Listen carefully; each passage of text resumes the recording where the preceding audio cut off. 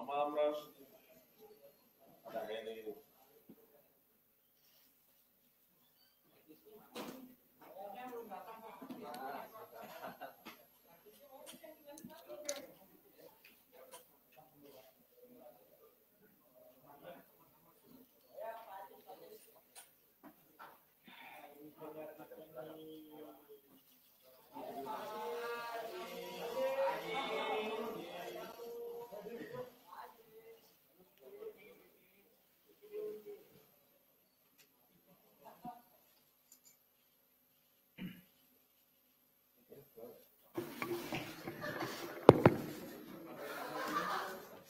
Baik, bismillahirrahmanirrahim. Assalamualaikum warahmatullahi wabarakatuh.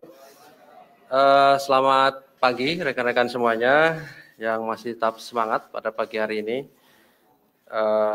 Kemarin kami sudah sampaikan terkait dengan bahwa kami sedang melakukan kegiatan penyidikan dugaan tindak pidana korupsi, pemberian hadiah atau janji terkait dengan penanganan perkara tindak pidana korupsi yang ditangani oleh KPK di Kabupaten Lampung Tengah. Ya. Kemarin juga kami sampaikan bahwa pada waktunya tentu kami akan sampaikan apa yang menjadi hasil proses penyidikan yang sedang kami lakukan, ya. Baik itu konstruksi, kemudian pasal-pasalnya dan siapa yang ditetapkan sebagai tersangka. Ya. Pagi hari ini kami akan menyampaikan hasil proses penyidikan dimaksud. Hadir pada pagi hari ini pimpinan KPK, Pak Ketua, kemudian juga Pak Deputi Penindakan, Pak Karyoto. Nanti akan disampaikan poin-poin terkait dengan penanganan perkara dimaksud oleh Pak Ketua. Setelahnya, nanti seperti biasa, kami beri kesempatan kepada rekan-rekan untuk bertanya lebih lanjut terkait dengan perkara ini, gitu ya. 3 orang penanya ya, kami persilahkan. Baik, kami silahkan Pak Ketua untuk membacakan beberapa poin-poin perkembangan penanganan perkara tindak pidana korupsi dimaksud. Kami silakan, Pak.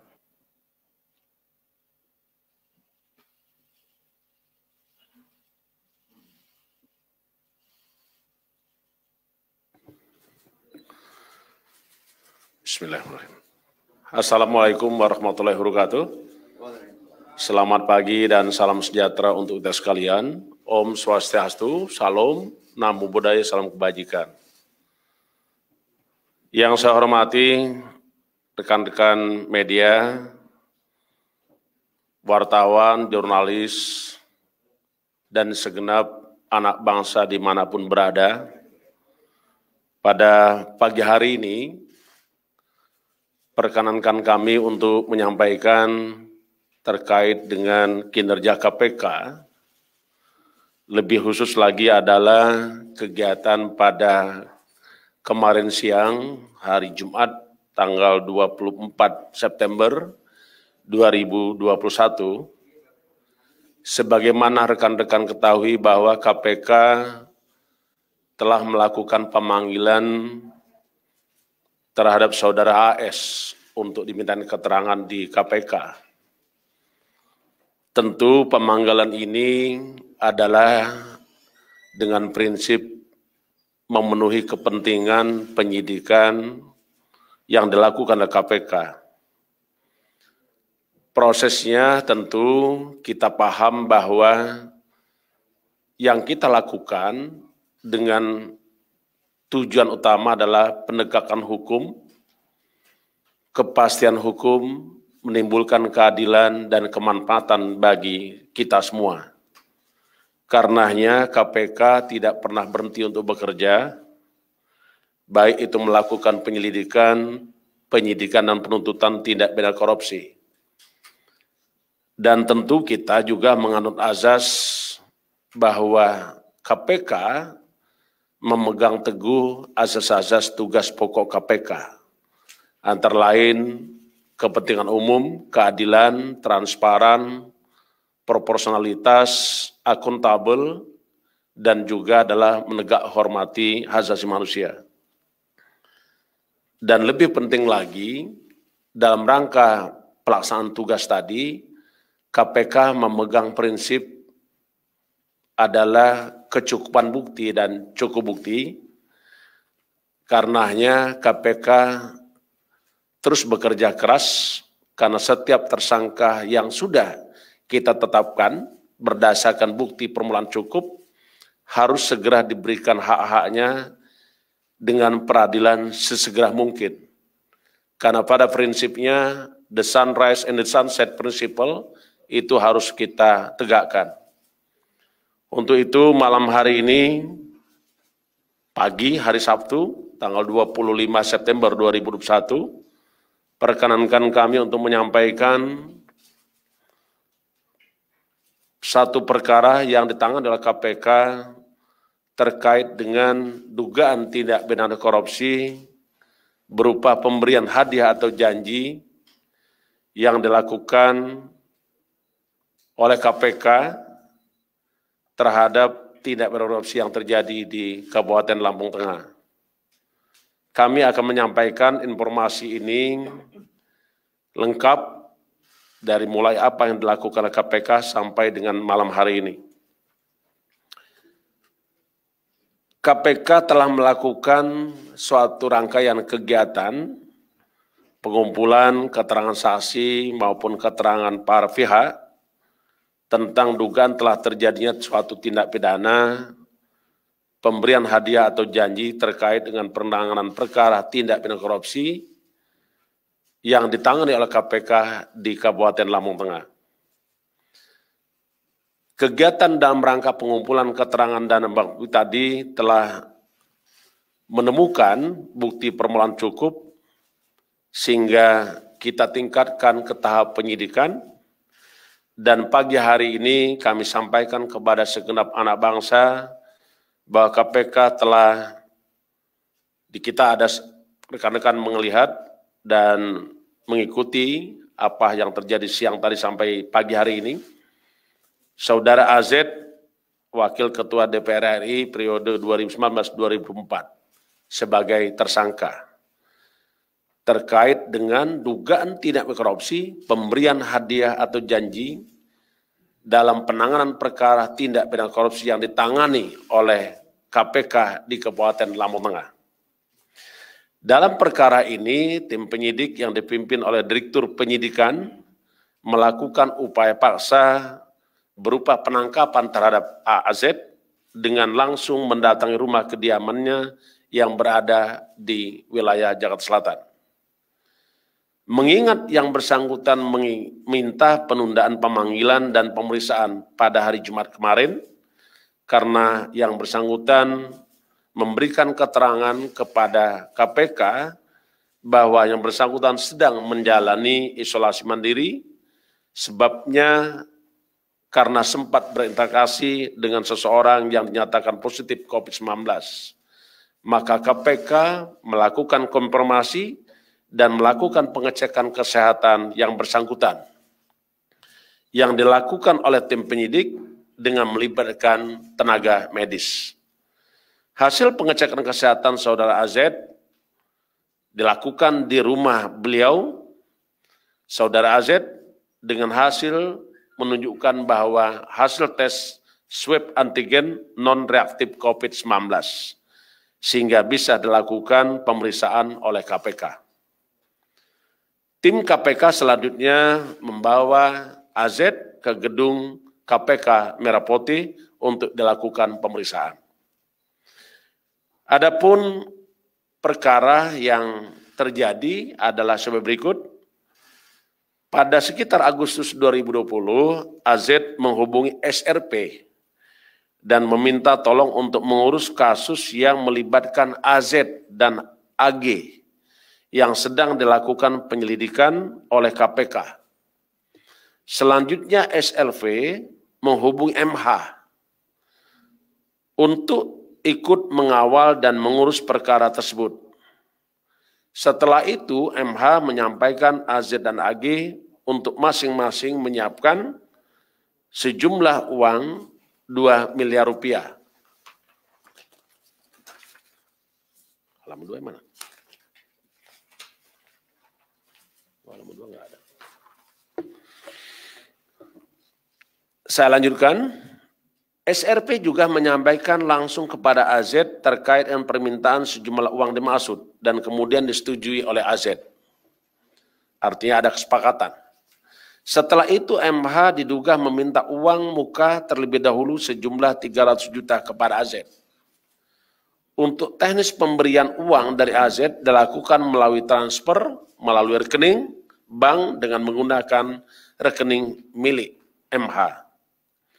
Selanjutnya RSP menyerahkan nomor rekening bank dimaksud kepada AZ. Sebagai bentuk komitmen dan tanda jadi, AZ dengan menggunakan rekening bank atas nama pribadinya diduga mengirimkan uang sejumlah Rp200 ke rekening bank MH secara bertahap. Masih pada bulan Agustus 2020, SRP juga diduga datang menemui AZ di rumah dinasnya di Jakarta Selatan untuk kembali menerima uang secara bertahap dan diberikan oleh AZ sebanyak 3 kali. Pertama 100 US dollar. Ulangi, 100.000 US dollar. Kedua 17.600 Singapura dolar.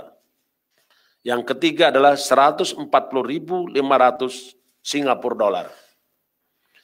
Uang-uang dalam bentuk mata uang asing tersebut kemudian ditukarkan oleh SRP dan MH ke salah satu money changer untuk menjadi mata uang rupiah dengan menggunakan identitas pihak lain. Sebagaimana komitmen awal, pemberian uang dari AZ kepada SRP dan MH sebesar 4 miliar rupiah dan telah direalisasikan sejumlah 3 miliar 100 juta rupiah atau 3,1 miliar.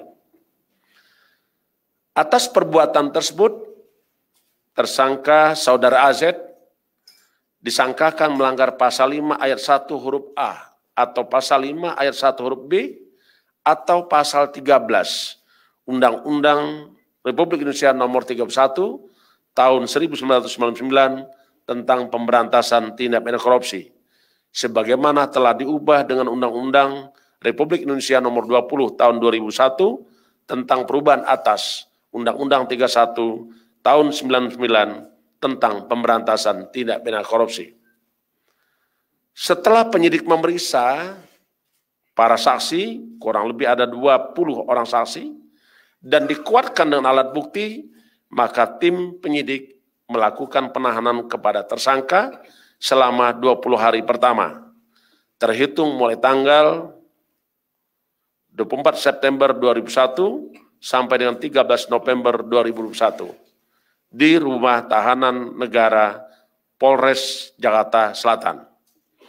Sebagai langkah antisipasi, karena kita memahami saat ini kita masih prihatin dengan COVID-19, maka tersangka akan dilakukan isolasi mandiri selama 14 hari di rutan dimaksud.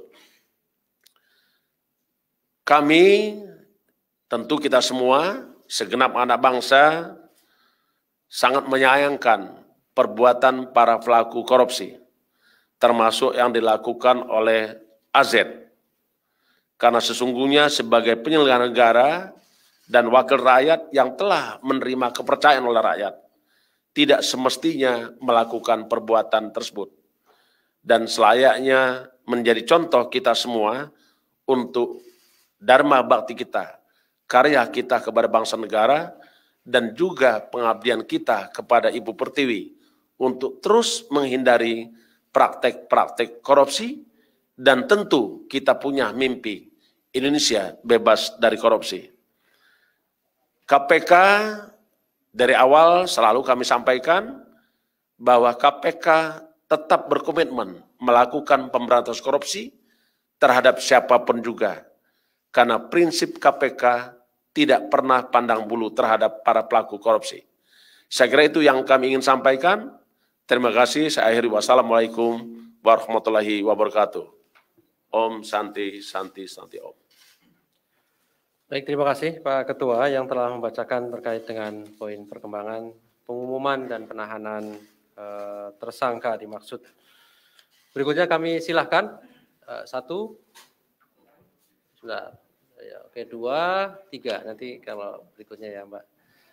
Silakan di sebelah kanan saya dulu ya.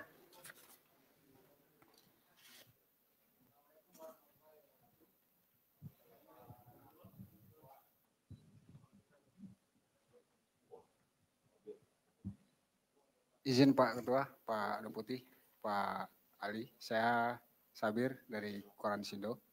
Ada beberapa hal yang ingin ditanyakan terkait dengan kasus Pak Aziz Samsudin begitu ya. Tadi disebutkan ada nama atau inisial AG atau Aliza, salah satu pengusaha juga yang kader dari partai yang sama dengan Pak AZ. Itu kan memberikan suap yang sama, nilainya komitmennya 4 miliar, tapi realisasinya belum sampai sebegitu ya. Nah, bagaimana dengan status dari Aliza ini? Apakah sudah sama dengan Pak Aziz atau tidak gitu? Yang kedua, karena ini pemeriksaannya sudah 20 saksi, ini sprindiknya tertanggal berapa Pak? Apakah sebelumnya, misalnya Agustus, atau tanggal persisnya tanggal berapa? Itu pertanyaan kedua. Yang ketiga, ini kan langsung ditangkap, diamankan dari rumah yang bersangkutan gitu ya. Nah, dari KUHAP kan disebutkan beberapa alasan seseorang itu dilakukan upaya paksa begitu ya. Misalnya akan mengulangi perbuatan, menghilangkan barang bukti, atau ingin kabur gitu ya. Nah, dari yang dijelaskan KUHAP, Pak Aziz ini masuk kualifikasi yang mana? Sehingga yang bersangkutan harus kemudian dilakukan penjemputan paksa di rumahnya, dilakukan penahanan secara cepat begitu. Ini masuk kualifikasi yang mana? Apakah yang bersangkutan melakukan modus atau indikasi yang sama dengan terpidana Setia Novanto? Misalnya pura-pura sakit kah, kemudian ada ketakutan untuk kabur dan sebagainya. Yang ketiga, untuk kasus pokoknya. Kasus pokoknya adalah DAK tahun 2017 Kabupaten Lampung Tengah. Di fakta persidangan terpidana Mustafa, mantan Bupati Lampung Tengah, ada uang yang diterima oleh Pak Aziz dan Aliza melalui Jarwo, juga stafnya Pak Aziz, sebesar 2.680.050.000 sekian. Nah, bagaimana dengan status tersangka pidana pokoknya? Bukan pemberian suap kepada, bukan hanya kepada Bang Robin penyidik KPK. Apakah itu sudah masuk penyidikan atau penyelidikan? Pertanyaan kelima, dalam konteks yang sama, masih kasus ini, kasus dengan terdakwa Robin, ini kan ada pertemuan yang sama pada saat di rumah Pak Aziz Samsudin untuk pengurusan kasus terkait dengan PK terpidana Rita Widyasari pemberian suap 5 miliar. Yang pertemuan dan pengambilan uang suap, salah satunya menurut sopirnya Bang Robin, Agus namanya, ada pengambilan uang di rumah Pak Aziz. Apakah Pak Aziz bisa ditetapkan atau ada potensi penetapan tersangka bersama-sama dengan Rita Widyasari untuk pemberian suap terkait dengan PK Rita Widyasari? Terima kasih. Wassalamualaikum warahmatullahi wabarakatuh. Assalamualaikum warahmatullahi wabarakatuh. Berikutnya di tengah, Mas. Sama ya? Oke, kalau sama yang di depan, Mbak di depan. Oh sama, oke, kalau sama, kalau semua sama ya. Ya. Assalamualaikum warahmatullahi wabarakatuh. Ya, saya Rizal dari Forum Keadilan. Pertanyaannya terkait dengan ini kan tadi kalau didengar itu persoalannya terkait dengan suap menyuap antara Aziz dengan Stefanus Robin, dan padahal kan muaranya itu tadi seperti tadi saudara Sabir bilang bahwa bahwa muaranya adalah persoalan pengurusan dana alokasi khusus. Nah, pertanyaan saya sih lebih simpelnya lagi, kenapa kasus itu dulu yang didahulukan? Apa maksudnya suap antara Aziz dengan Stefanus Robin? Apakah itu bukti yang baru ditemukan oleh KPK yang paling kuat Nah sedangkan lalu kemudian dengan DAK-nya sendiri itu gimana? Terus terkait dengan untuk DAK sendiri, ya pada saat itu kan dia diberikan ketika jabatannya sebagai Ketua Badan Anggaran di DPR. Nah, apakah KPK akan mengembangkan kasus itu? Lalu adakah kemungkinan para anggota Banggar yang lain juga ikut diperiksa dalam kasus tersebut? Ya udah itu aja, sekian dari saya. Terima kasih Mas Rizal. Satu lagi tadi. Sian ya. Selamat pagi Pak Ketua, Pak Karyoto, Pak Ali. Saya ingin menambahkan pertanyaan saja dari Bang Sabir tadi. Soal ini kan terkait Dak Lampung Tengah. Untuk kasus ini kan dia tersangka sebagai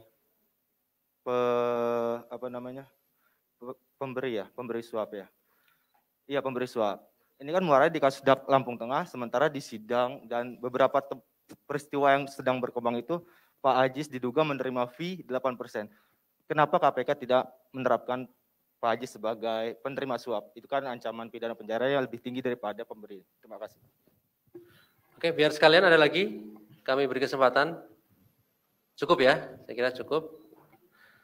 Ada banyak pertanyaan, ini lebih dari 7 pertanyaan saya kira.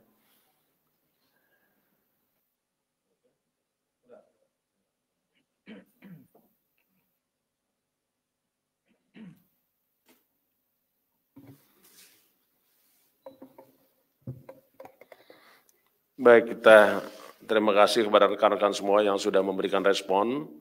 Ada 3 orang, ini membuktikan bahwa rekan-rekan betul-betul memberikan perhatian atas kecintaan dan kepedulian kepada KPK. Untuk itu KPK menyampaikan terima kasih kepada rekan-rekan media, termasuk juga seluruh anak bangsa dimanapun berada. Saya akan coba untuk merespon perlahan satu persatu, dari mulai Pak Sabir ya. Tadi ditanyakan tentang ada beberapa orang yang tadi disebutkan, identitasnya ada yang Agi, ya, yang lain-lain. Saya ingin sampaikan bagaimana status Agi, itu pertanyaannya.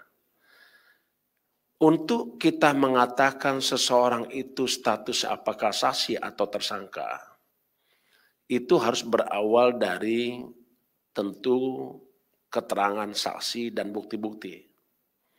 Karena pada prinsipnya, kalau orang saksi itu sebagaimana kita baca di dalam KUHP, saksi itu adalah orang yang mengetahui, mengalami sendiri ataupun melihat sendiri. Karena terkait dengan keterangan saksi. Keterangan saksi adalah keterangan yang disampaikan oleh seseorang berdasarkan apa yang dia sendiri, apa yang dialami sendiri, apa yang didengar sendiri. Itu saksi. Sementara tersangka, tentu kita juga tidak bisa lepas dari konsep pengertian tersangka.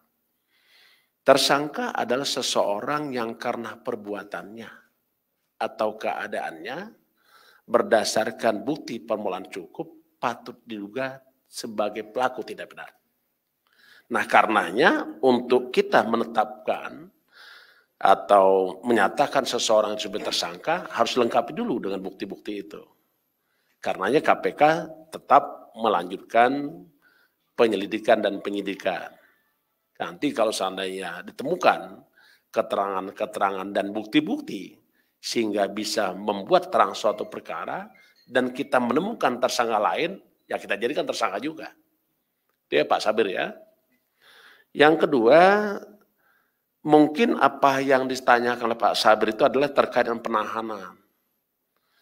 Karena tadi disebutkan kan, apakah takut orang melarikan diri, apakah takut menghilangkan barang bukti, itu adalah syarat-syarat penahanan. Syarat-syarat penahanan itu diatur di dalam pasal 20 Undang-Undang Nomor 8 Tahun 81 tentang hukum acara pidana. Di situ disebutkan bahwa syaratnya ada 2. Pertama disebutkan adalah syarat subjektif bahasanya, yaitu ada kekhawatiran penyidik bahwa seseorang akan melarikan diri. Kedua, akan menghilangkan barang bukti. Yang ketiga, mengulangi perbuatan pidana. Itu syarat subjektif. Sementara syarat objektifnya adalah tindak pidana tersebut diancam dengan hukuman 5 tahun atau lebih. Jadi dalam hal ini KPK memandang bahwa syarat-syarat penahanan sudah tercukupi. Saya itu ya Pak Sabir ya.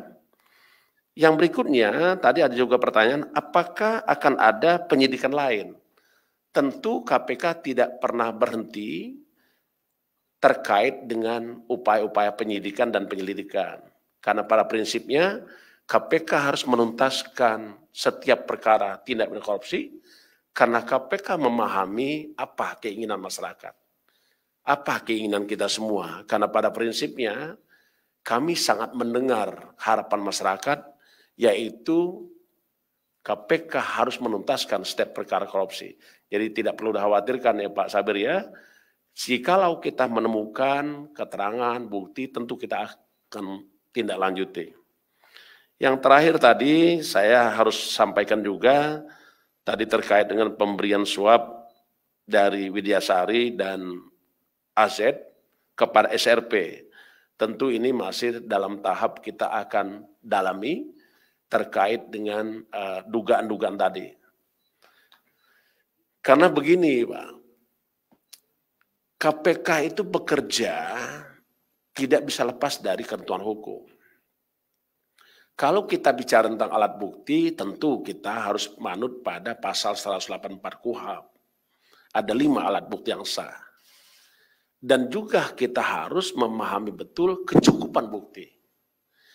Apa yang dimaksud dengan kecukupan bukti atau bukti yang cukup, itu tidak lepas dari apa yang diamanatkan oleh Undang-Undang Nomor 8 Tahun 81 tentang Hukum Acara Pidana, yaitu ada di pasal 183.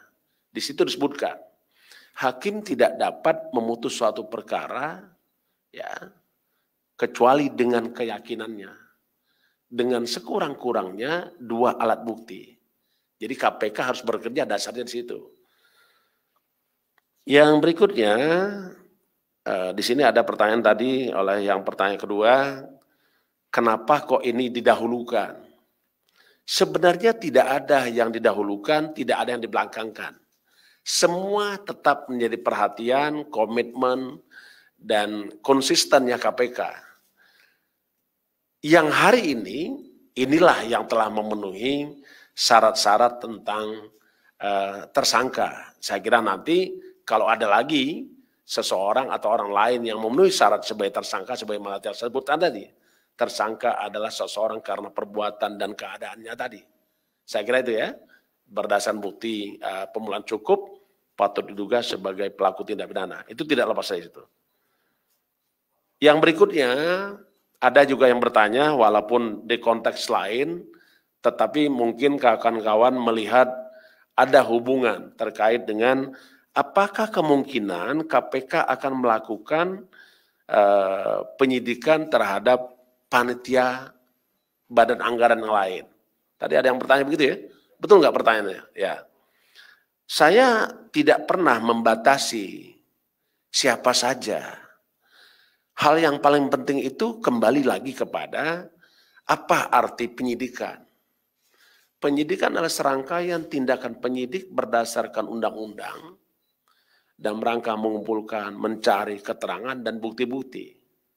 Dan dengan bukti-bukti itu membuat terangnya perkara, suatu peristiwa pidana, dan kita temukan tersangka. Setelah kita lakukan itu bisa saja terjadi nanti.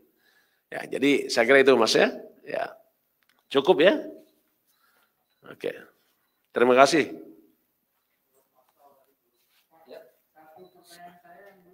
Apa tuh?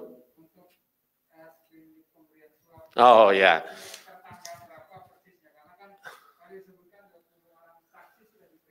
Ya. Ya. Ya, saya kalau Anda tanya tanggal berapa, jam berapa, saya tidak bisa langsung menjawab sekarang. Itu harus buka berkas dulu. Tapi yang pasti, tidak ada pekerjaan KPK tanpa dasar hukum. Dia melakukan penyelidikan, pasti ada surat perintah penyelidikan. Seketika KPK menaikkan suatu perkara menjadi penyidikan, pasti ada dasar hukum. Karena penyelidikan dan penyidikan memang berbeda konsepnya. Penyelidikan adalah serangkaian tindakan dilakukan oleh penyelidik, menemukan suatu peristiwa dan menentukan dapat atau tidaknya dilakukan penyidikan. Setelah bisa dilakukan penyidikan, kita pasti terbitkan surat perintah penyidikan. Jadi itu mungkin bisa tanya langsung dengan Pak Deputi atau penyidiknya ya. Oke. Tapi yang jelas pasti ada dasar hukumnya. Oke, makasih. Baik, terima kasih Pak Ketua, dan saya kira cukup ya rekan-rekan semuanya, sudah terjawab semuanya. Ada lagi? Ada, oke.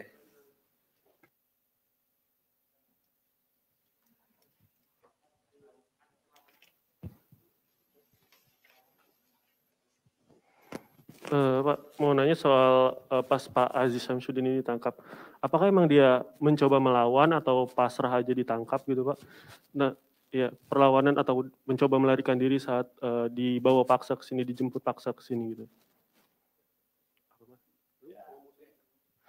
Terus yang kedua, menyambung tadi pertanyaan Mas Sabir, kalau nama Aziz Syamsuddin ini membantu 3 kasus sebelumnya. Yang pertama Syahrial, terus ada di kasus yang ini Lampung Tengah dan Rita Widiasari. Itu kan 3-tiganya Golkar tuh Pak. Nah, apakah emang Aziz Syamsuddin ini adalah bentengnya Partai Golkar di KPK yang membantu kasus-kasus Partai Golkar agar dibantu oleh dia gitu Pak? Mau tanya itu dulu. Ya, saya hanya respon. Terima kasih atas pertanyaannya. Tapi yang pasti ini kita belum berhenti dan belum selesai. Masih ada hal-hal yang harus kita kerjakan.